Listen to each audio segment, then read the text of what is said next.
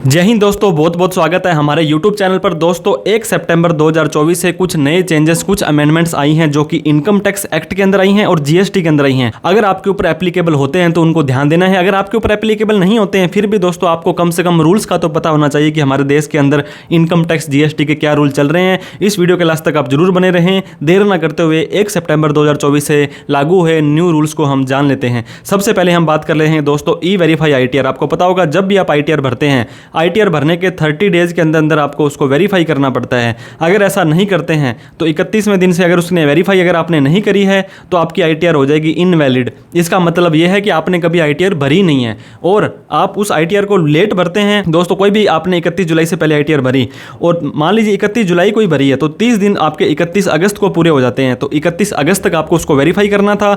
इस वेरीफाई को आपको पता होगा आप आधार OTP से कर सकते हैं, bank EVC, demat EVC, internet banking, बहुत सारे ऑप्शन आपके पास होते हैं। अगर ये सारे ऑप्शन एप्लीकेबल नहीं है तो आपको वहाँ पे ITR-V के ऊपर साइन करना है और उसको CPC बेंगलोर में भेज देना है। यहाँ पर भी आप इसको वेरीफाई कर सकते हैं। तो दोस्तों हुआ क्या, अगर आप 31 जुलाई को अपने ITR भरी थी और 31 अगस्त तक उसको वेरीफाई नहीं कर पाते हैं और 31 अगस्त के बाद करते हैं, मान लीजिए 1 सितंबर को आपने ITR को वेरीफाई किया, तो अब आपने ITR तो भर दी थी 31 जुलाई को, लेकिन हमने उसको वेरीफाई किया 30 दिनों के बाद जो कि 1 सितंबर को किया, तो ये मानेगा डिपार्टमेंट। अगर आपने उसको वेरीफाई नहीं किया फिर तो ये माना जाएगा कि आपने ITR भरी नहीं है, लेकिन अगर आपने उसको वेरीफाई लेट किया तो ये माना जाएगा कि आपने ITR 31 जुलाई के बाद भरी है और जो डेट आपने वेरीफाई किया ITR को वो माना जाएगा कि उस तारीख को आपने ITR भरी है। तो जो भी लेट फीस मान लीजिए आपने 5 लाख से ऊपर की इनकम दिखा करके 31 जुलाई को ITR भर दी थी और 1 सितंबर को उसको वेरीफाई करते हो, आपका टैक्स तो 7 लाख रुपए तक नहीं था, लेकिन आपको पता होगा 5 लाख से अगर आपकी ऊपर इनकम चली जाती है तो 5,000 रुपये लेट फीस देनी पड़ती है। तो लेट फीस आपको वहाँ पे देनी पड़ जाएगी। 143(1) का आपको डिफेक्टिव का नोटिस आएगा या डिमांड का नोटिस आएगा तो वो डिमांड आपको भरनी पड़ेगी। आपका कोई भी लॉस था अगर आपने उस ITR में कैरी फॉरवर्ड किया था तो वो भी आपका कैरी फॉरवर्ड नहीं होगा। ITR प्रोसेस हो जाएगी न्यू टैक्स रिजाइम में, क्योंकि आपको पता होगा ड्यू डेट के बाद जब भी हम ITR भरेंगे तो उसको हम ओल्ड टैक्स रिजाइम में नहीं लेके जा सकते हैं और हमने वेरीफाई लेट किया तो ये माना जाएगा कि हमने ITR भी लेट भरी है, तो ये कॉन्सिक्वेंसेज आपको हो सकते हैं। आपने अपनी ITR को टाइम से वेरीफाई कर देना है। इसके बाद में सेक्शन 148 बहुत ही खतरनाक सेक्शन दोस्तों होता है। ये बोलता है इनकम स्केपिंग असेसमेंट। इसका क्या मतलब होता है कि आपने कुछ इनकम छुपाई है, आपको हम हमेशा ही बताते हैं दोस्तों, कैश डिपॉजिट अगर आपने करा दिया, अगर आपने कोई DD बना ली, अगर आपने कोई FD बना ली, अगर आपने क्रेडिट कार्ड का बिल भरा, अगर आपने कोई इस तरह के ट्रांजेक्शन्स किए जो रिपोर्टेबल होते हैं, इनकम टैक्स को सूचना जाती है, तो इनकम टैक्स डिपार्टमेंट आपका केस 140A में खोल सकता है। जो लास्ट डेट थी दोस्तों वो 31 अगस्त 2024 थी असेसमेंट ईयर 18-19 के लिए। वैसे तो मैंने आपको बताया असेसमेंट ईयर 18-19 का जो नोटिस है ये आपको 2029 तक आ सकता था, क्योंकि जो पहले इसका था पीरियड था वो 10 साल था। 10 साल असेसमेंट ईयर खत्म होने तक आपको 148 का नोटिस आ सकता था अगर उसमें ट्रांजैक्शंस 50 लाख से ज़्यादा है तो। लेकिन इस बजट के अंदर इस टाइम को कम कर दिया है दोस्तों। इनकम टैक्स डिपार्टमेंट ने जो ओल्ड केस थे 18-19 असेसमेंट ईयर के या उससे पहले के थे वो 31 अगस्त तक ही खोलने थे। अगर उससे पहले खोल दिए तो ठीक है, उसके बाद आपका कोई भी केस नहीं खुलेगा। हालांकि अगर आपका कोई पहले ही करंट में केस चल रहा है, अपील चल रही है, लिटिगेशन चल रही है, तो आपको इसके ऊपर ध्यान देना पड़ेगा। केस कुड हैव बी पहले 10 साल तक खोला जा सकता था, लेकिन इस टाइम लिमिट को घटा दिया है। मतलब 18-19 का केस अगर आपका 31 अगस्त तक नहीं खुला है तो आगे भी नहीं खुलेगा। अगर आपका अमाउंट है 50 लाख रुपए तक है दोस्तों, अगर आपने कोई ट्रांजेक्शन्स की, इन्वेस्टमेंट की, खर्चा किया, तो आपका सिर्फ 3 साल असेसमेंट ईयर खत्म होने के बाद आपको ये नोटिस आ सकता है। जैसे कि अभी आपका साल खत्म हुआ था 31/3/24, इस 24 का असेसमेंट ईयर होगा दोस्तों वो 24-25 होगा और ये असेसमेंट ईयर आपका खत्म होता है 31/3/25 के अंदर। इसके 3 साल तक आपको 31/3/28 तक नोटिस आ सकता है। हालांकि डिपार्टमेंट ने 3 महीने का एक्स्ट्रा टाइम और ले लिया है तो 30/6/28 तक आपको ये नोटिस आ सकता है। और वहीं पर अगर आपकी ट्रांजेक्शन 50 लाख से ज़्यादा है तो 2 साल और ऐड कर लीजिए। यहाँ पे 3 साल था, यहाँ पे 5 साल हो जाएगा, तो 31/3/2030 तक आपको नोटिस आ सकता है। जो 31 मार्च 2024 का साल खत्म हुआ था, अगर आपने ITR नहीं भरी है तो उनको बिल्कुल सही से नहीं भरा है तो। इसके बाद में GST के चेंजेस मैं बात कर लेता हूं दोस्तों।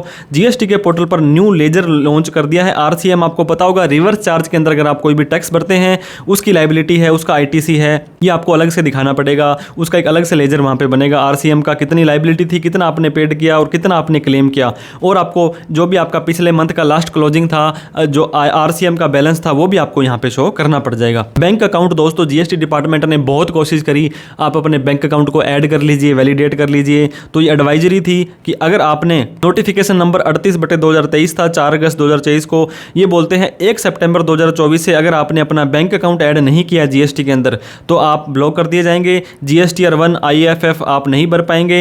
ये नहीं भर पाएंगे तो सामने वाले को इनपुट नहीं मिलेगा, सामने वाले को इनपुट नहीं मिलेगा तो आपसे माल नहीं खरीदेगा, आपसे बिजनेस नहीं करेगा, तो बड़ी दिक्कतों का सामना करना पड़ सकता है। तो आप अपना कोई भी बैंक अकाउंट ओपन करा दीजिए। हालांकि इसका पर्पज यही होता है कि आपका बैंक अकाउंट अटैच कर लेंगे। कल को अगर आप कुछ भी गड़बड़ करते हैं, आप अपना खाता सही से नहीं चलाते हैं, जीएसटी नहीं भरते हैं, तो आपका अकाउंट आप यहाँ पे वो कर सकते हैं उसको अटैच। तो आप सेविंग का खाता, करंट अकाउंट कोई भी यहाँ पे ओपन ऐड कर सकते हैं। इसके बाद में बायोमेट्रिक इन जीएसटी। दोस्तों जीएसटी डिपार्टमेंट रिसेंट के अंदर ही बहुत ज़्यादा स्ट्रिक्ट हो गया है।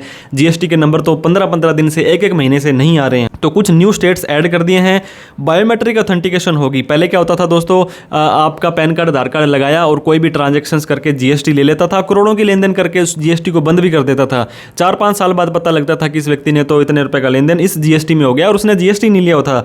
तो अब बायोमेट्रिक करवानी जरूरी होगी अगर आपने जीएसटी का रजिस्ट्रेशन लेना है। तो ये दोस्तों आपको पता होगा, Dadra and Nagar Haveli, Daman and Diu और चंडीगढ़ स्टेट्स या यूटी बोल देंगे आप, इनके ऊपर लागू हो गया है। तो टोटल स्टेट्स दोस्तों, this bring total number of state, 9 state ऐसी आ चुकी हैं जहां पर आपको बायोमेट्रिक करवानी पड़ेगी जीएसटी नंबर लेने के लिए। इसका क्या इंपैक्ट है, ये बायोमेट्रिक ऑथेंटिकेशन से ये जीएसटी डिपार्टमेंट में, जीएसटी रजिस्ट्रेशन में एक ट्रांसपेरेंसी आ जाएगी, फ्रॉड रोकने को यहाँ पे मिलेगा और लिमिटेशन बिजनेस आर रजिस्टर्ड होंगे। मतलब बिना बात का मुंह उठा करके कोई भी जीएसटी नंबर ले लेता था, उसको रोकने के लिए बनाया गया है। इसके बाद में दोस्तों एक इनकी नोटिफिकेशन आया था, 53वीं जीएसटी की काउंसिल मीटिंग हुई थी, उसके अंदर कुछ चेंजेस थे। फाइनेंस एक्ट 2024 के अंदर कुछ चेंजेस थे, वो नोटिफाई करेंगे।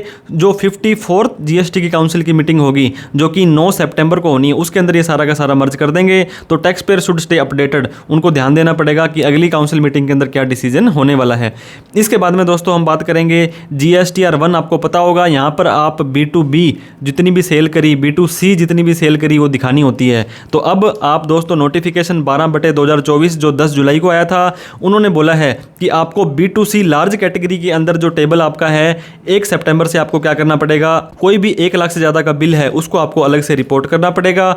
दिस चेक एनहांस ट्रांसपेरेंसी और ये आपको better tracking high value transaction जो हो रही है जीएसटी में उसका भी ध्यान देगा।